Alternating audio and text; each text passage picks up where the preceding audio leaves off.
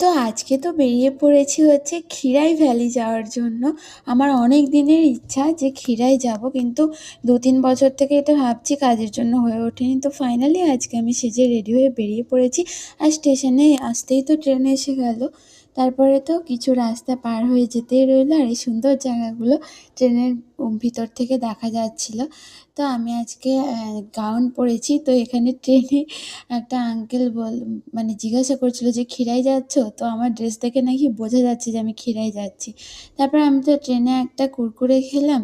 আর তারপর ওখানে ক্ষীরাইতে নেমেই গোপালের সাথে দেখা হয়ে গেছিল।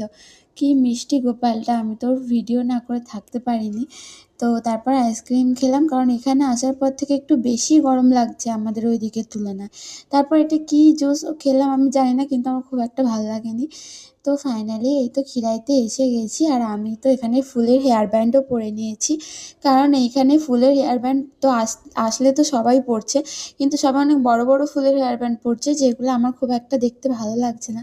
তো আমি একটু ছোট্ট, ছোট্ট ফুলের উপরে হেয়ার ব্যান্ডটা বানিয়ে দিতে বললাম।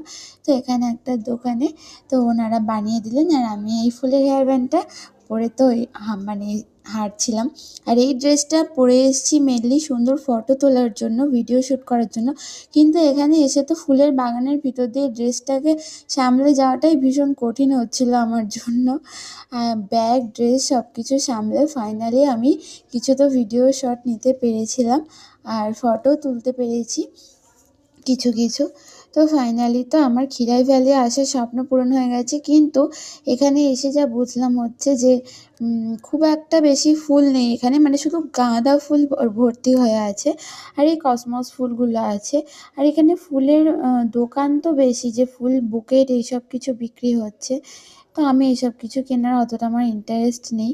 তারপর তো ফেরার সময় দেখলাম অনেকটা সন্ধে হয়ে গেছিল। তো এবার বাড়ি ফিরতে হতো। পুরো ঘোরা হয়ে গেছে আমাদের। আর এখানে দেখছি বৃষ্টিও হয়নি, কিন্তু রাস্তাটা কাদা হয়ে গেছে কেন জানি না। তো এখানে গাড়ি যেগুলো গেল, ওই গাড়িতে করে গেলে তো ২০ টাকা করে ভাড়া নিচ্ছে।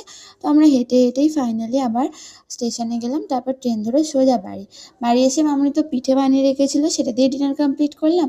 আর নেক্সট দিন মামুনি পূজা করলো আমার ক্ষীরাই থেকে আনা গাঁদা ফুল দিয়ে। এই ২০ টাকা করে গাঁদা ফুল কিনে এনেছিলাম, কারণ অনেকে বুকেট কিনছে, কিন্তু আমার এসব বুকে নেওয়া একদমই ইচ্ছে নেই। তো আমার মনে হলো পূজার জন্য ফুল নেওয়াটা বেটার। তো আমি পূজার জন্যই ফুল এনেছিলাম। এতটাই ছিল আজকের ব্লগটা।